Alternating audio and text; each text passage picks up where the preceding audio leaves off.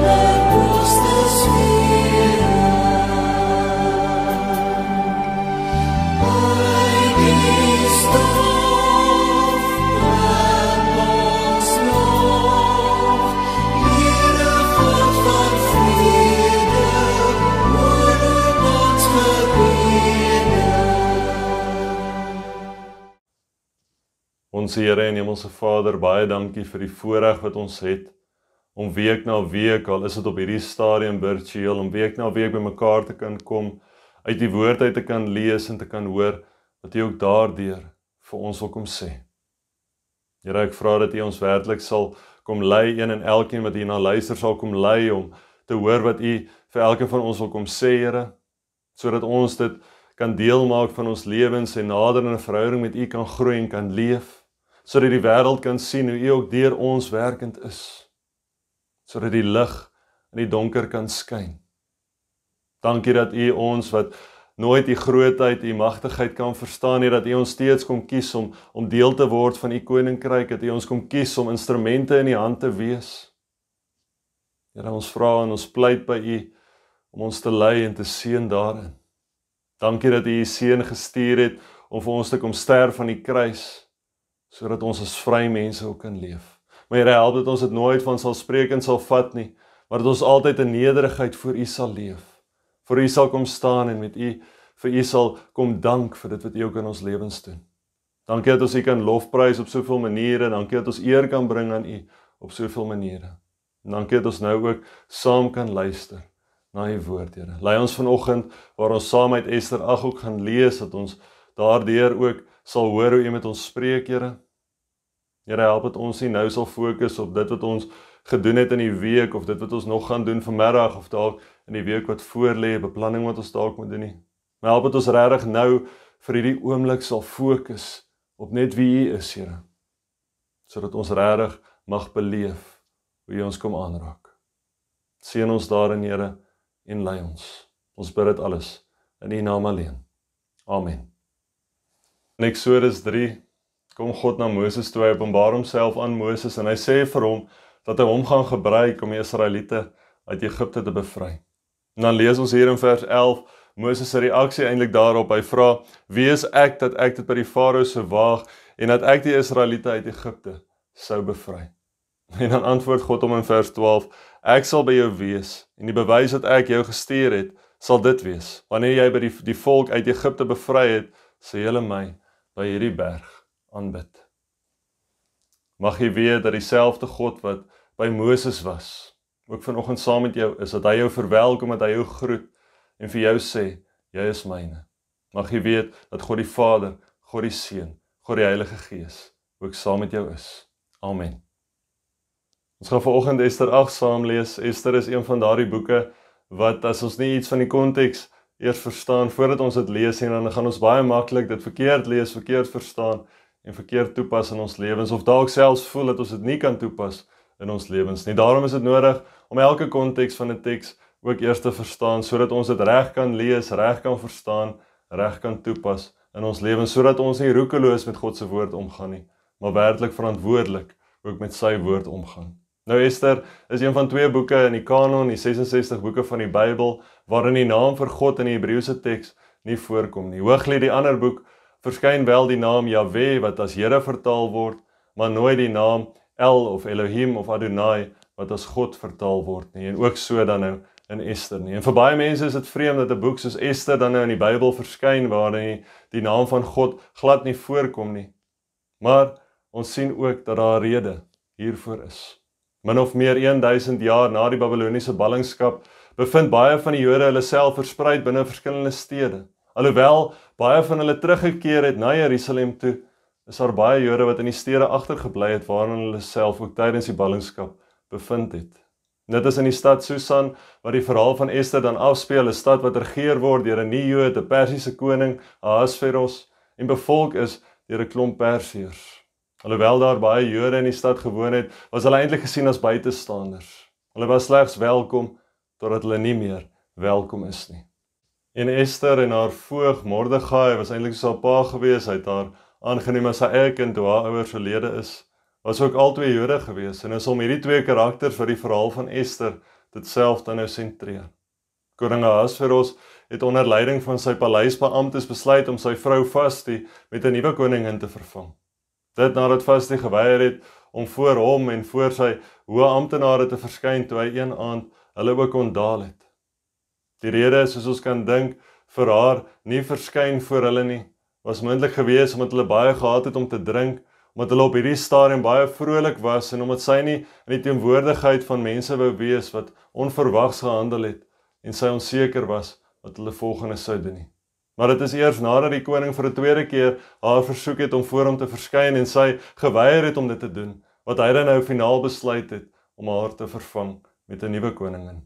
Een wat na hom sou luister en sou doen wat hy dan nou versoek of sou vra dan nou. So vreemd soos wat dit vir ons vandag dalk mag klink, was dit maar hoe daar gehandel is onder die nie-Joodse konings van daardie tyd. En so is die mooiste jong vroue van Susan dan nou voor die koning gebring sodat hy vir hom 'n nuwe koningin dan nou kon kies. En Ester was natuurlik een van hulle gewees en het dadelik ook sy aandag getrek toe hy haar sien. Maar op hierdie stadium toe hulle voor hom verskyn het, was Mordegai, soos ons reeds gehoor het, wat 'n voog was, of die voog was van Ester. Was Mordegai in die poort van die paleis gewees en hy hoor toe 2 paleisbeamptes eintlik onder mekaar praat en beplan om die koning te vermoor. Moontlik omdat hy vir Vashti wou vervang of sou vervang met 'n nuwe koningin en hulle dit nie enigstens wou gehad het nie. Mordegai het dit natuurlik toe aan Ester vertel en sy het dit namens Mordegai ook aan die koning oorvertel. En so het Mordegai eintlik dan nou die koning se lewe gered. Ester, 'n Jood, was koningin van Susan sonder dat Ahasveros geweet het dat sy 'n Jood was en daarmee saam is daar nog baie detail waarop ons kan ingaan en oor kan praat. Maar te midde van tyd, kom ons gaan eers bietjie aan, ook met die verhaal. Die volgende karakter wat aan ons bekend gemaak word in Ester 3 is dan nou Haman. Haman was soos die koning se right-hand man gewees. Tot so 'n mate dat al die dienaars van die koning ook voor hom moes kniel en aan hom eer moes bewys. Maar Mordegai, hy het nie voor Haman gekniel nie. Hy was 'n Jood gewees en wat dit impliseer het, is dat hy slegs voor God dan nou kniel. Natuurlik het Haman nie baie hiervan gehou nie en wou in sy trots en sy woede Mordegai en die hele Joodse volk dan nou eintlik dood hê, hulle uitwis. Hy het opdrag gegee dat 'n proklamasie gemaak word wat sê dat al die Jode op 'n bestemde tyd, die 13de van die 12de maand, doodgemaak en op hulle besittings beslag gelê moes word. Fast forward tot by Ester 6. Dan sien ons hoe die Here in die stilte beweeg het. Hier lees ons van Ahasveros wat herinner word daaraan dat Mordegai hom gered het van 'n beplande moord op sy lewe. Dit bring tot gevolg dat Mordegai hom dan vereer hiervoor met Haman met al die opdragte wat hy dan nou gegee het, al die opdragte van die koning in hierdie sin, ook moes uitvoer. Hy het natuurlik glad nie daarvan gehou nie. En uiteindelik, nadat Ester voor Ahasveros om haar lewe, om haar volk se lewe gepleit het, word Haman doodgemaak, omdat hy die een was wat hierdie proklamasie gemaak het, dat al die Jode doodgemaak moes word, op die 13de van die 12de maand. Soos ek gesê het, daar is nog soveel baie detail, julle is meer as welkom om die res van Ester ook te lees, om daarna te gaan kyk, maar vir tyd gewys, kyk ons maar net na die belangrikste van die goed wat gebeur het ook. En op hierdie punt, kom ons dan uiteindelik by Ester 8 uit, wat vertel van alles wat gevolg het, nadat Haman dan nou doodgemaak is. Kom ons lees dit dan ook nou saam. Dieselfde dag het koning Ahasveros die eiendom van Haman, die vyand van die Jode, vir koning Ester gegee. Ester het aan die koning vertel hoe Mordegai aan haar verwant is, en hy het toe voor die koning verskyn.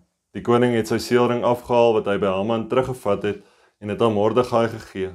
Ester het toe vir Mordegai oor die eiendom van Haman aangestel. Ester het weer met die koning gepraat, sy het voor hom gekniel, gehuil en om genade gesmeek. Sy het hom gevra om die bose plan wat Haman die Agagiet teen die Jode beraam het, ongedaan te maak. Die koning het die goue scepter na Ester toe uitgesteek en sy het voor hom gaan staan en gesê: "As die koning dit goed vind, as hy my goedgesind is en as dit vir die reg lyk en u van my hou, laat skryf dan ander briewe om die briewe met die plan van Haman, seun van Hammedata, die Agagiet te herroep." Hy het daarin geskrywe dat die Jode in al die provinsies van die ryk uitgeroei moet word. Hoe sou ek kon toekyk as my volk deur so 'n ramp getref word? Hoe sou ek kon toekyk as my familie uitgeroei word? Vers 7, koning Ahasveros het toe vir koningin Ester en vir die Jood Mordegai gesê: "Kyk, ek het Haman se eiendom vir Ester gegee en hom laat ophang aan die gilg, omdat hy die Jode wou uitroei. Skryf julle dan nou maar wat julle goed dink aan die Jode. Skryf dit in my naam en verseël dit met my seelring." 'n Proklamasie wat in die naam van die koning geskryf is en met sy seelring verseël is, kan egter nie herroep word nie. Toe is die skrywer van die koning dadelik ontbied. Dit was op die 23ste van die 3de maand, die maand Sivan. Hulle het alles neergeskryf wat Mordegai die Jood, die verteenwoordigers van die koning, die goewerneurs en die leiers in die 127 provinsies van India af tot by kus wou beveel. Hulle het aan elke provinsie in sy eie skrif geskryf en aan elke volk in sy eie taal. Ook aan die Jode het hulle in hulle eie skrif en taal geskryf. Vers 10, Mordegai het geskryf in die naam van die koning Ahasveros en die briewe verseël met die seelring van die koning. Die briewe is uitgestuur met boodskappers op reisperde uit die koninklike stalle. Die briewe het gelei dat die koning aan die Jode in alle stede die reg gee om bymekaar te kom en hulle te verdedig. Hulle kon enige gewapende mag van enige volk of provinsie deur wie hulle bedreig word voor die voet uitroei, ook kinders en vroue en op almal se besittings beslag lê. Dit alles kon hulle doen in al die provinsies van die koning Ahasveros op een bepaalde dag, die 13de van die 12de maand, die maand Adar. Die proklamasie moes in elke provinsie as wet afgekondig word en moes aan alle mense bekend wees, sodat die Jode op die bepaalde dag gereed kon wees om hulle op hulle vyande te wreek. Die boodskappers op die perde uit die koninklike stalle het toe baie hastig vertrek ooreenkomstig die koninklike bevel. Die proklamasie is uitgevaardig in die vestingstad Susan. Mordegai het van die koning af weggegaan in 'n koninklike kleed van blou en wit linne, met 'n groot goue kroon op en 'n mantel van fyn linne en persstof aan. Die stad Susan het gejubel en gejuig. Vir die Jode was daar weer lig en vreugde en blydskap en 'n gevoel van eie waarde. In elke provinsie en in elke stad, oral waar die besluit en proklamasie van die koning bekend geword het, was daar vreugde en blydskap onder die Jode. Hulle het maaltye gehou en fees gevier. Ook het baie mense uit ander volkgroepe Jode geword, omdat hulle skrikbevange was vir die Jode. Tot sover lees ons dan saam. 'n Verhaal wat vir ons God se teenwoordigheid uitwys, te midde van die mense gebroke omstandighede. 'n Verhaal wat God se hand sigbaar maak in die manier waarop hy ook die regte persone in die regte posisies plaas en gebruik. Alhoewel hy as vir my en vir jou as leser dalk lyk soos Patty en Esther se hande, was dit uiteindelik deur sy opdragte wat daar bevryding vir die Jode gekom het, van hierdie proklamasie wat Haman ook teen hulle gemaak het. Haman het homself as verhewe gesien bo die res van die samelewing, en dit het uiteindelik sy val ook dan beteken. En die hartseer is, dat dit nie net sy ondergang beteken het nie, maar ook soveel ander Persiërs se ondergang beteken het. Eerder as om sy trots in sy sak te steek, Mordegai se siening te aanvaar, reik hy 'n proklamasie uit teen alle Jode, teen die hele Joodse volk, en so ook eintlik teen God. Haman word 'n vyand van God en betaal met sy lewe daarvoor. Ek dink in 'n tyd, in hierdie tyd waarin ons onsself bevind, in die tyd wat ons onsself bevind het, selfs voor hierdie coronavirus, is die boek van Esther 'n boek wat vir my en vir jou kom verseker, dat God steeds teenwoordig is. Al sien ons hom nie altyd rondom ons nie, al ervaar ons hom nie altyd op dieselfde manier nie. Hy is daar. Hy is in die stilte saam met ons. Die verhaal van Esther laat ons eintlik besef dat God soms die hardste met ons ook praat in die stilte, wanneer ons dink dat hy glad nie praat nie. Ek dink daar is baie van ons wat voel asof God op hierdie stadium ver van ons dalk af is. Asof hy nie ons hoor nie, asof hy ons nie enigstens raak sien nie. Wat nie altyd lekker sin kan maak van die dinge wat rondom ons gebeur nie. Ons sien in die nuus hoe daar daagliks meer mense is wat aan COVID sterf. Ons sien dat daar meer mense is wat aan natuurlike oorsake sterf. Ons sien dat daar mense is wat as gevolg van kanker en ander lewensgevaarlike siektes dan sterf. Ons sien hoe mense mekaar doodmaak, hulle self doodmaak. Ons sien hoe mense mekaar eintlik seermaak, verneder. Ons sien hoe baie mense al hoe meer onmenslik optree, geen respek het vir hulle eie of vir ander mense se lewens nie. Ons beleef amper iets van die vrees, van die onsekerheid wat daar by Esther, Mordegai en die res van die Jode moes bestaan het, toe hierdie proklamasie van Haman hoor dat alle Jode in die ryk van Persië uitgeroei moes word. Die wreedheid wat hulle moes beleef het, die onmenslikheid, die onsin wat daar agter ook gelê het. Waar sou 'n uitweg vir hulle vandaan kom? Ons lees in Esther 4 vers 14b, wie weet, miskien is dit juis met die oog op 'n tyd soos hierdie, dat jy koningin geword het. Deur Esther sou God vir die volk die uitweg, vir die Jode die uitweg dan ook bring. Van al die vrouens wat daar was in Susan om van te kies, het sy koningin geword, was sy gekies deur die koning. Toevallig? Nee, volgens God se plan. Dieselfde plan waarin Esther en Mordegai steeds vertrou het, dieselfde beloftes wat hulle geweet het, steeds vir hulle waar is te midde van hulle omstandighede, dat God hulle 'n groot nasie onder al die ander nasies sou maak. Ons lees in vers 1 van Esther 8, dieselfde dag het koning Ahasveros die eiendom van Haman, die vyand van die Jode, vir koning Esther gegee. God het Esther gebruik om die vyande van die Jode dood te maak en die mag wat hy gehad het aan haar te gee. En so is die mag ook aan Mordegai dan gegee as gevolg van Esther, haar posisie as koningin. En kon hulle 'n proklamasie uitreik wat Haman se proklamasie eintlik dan nou teenstaan. 'n Proklamasie wat moes afskrik, maar ook terselfdertyd die volk moes beskerm. En soos ons kan sien uit die gedeelte wat ons vanoggend saam gelees het, was dit nie iets wat vinnig gebeur het nie. Dit was nie soos vandag gewees waar inligting baie vinnig versprei kan word deur sosiale media of deur 'n koerant of selfs deur die televisie nie.